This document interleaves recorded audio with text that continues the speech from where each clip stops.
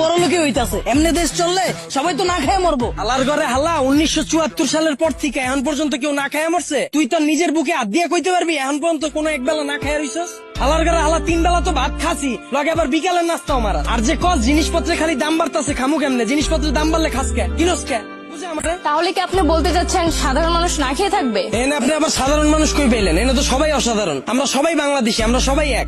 একটা জিনিসের যদি দাম বাড়ে, আমরা যদি এটা খাওয়া বা ব্যবহার করা বন্ধ করে দিই, দেখি ব্যবসায়ীরা কার কাছে বেচে।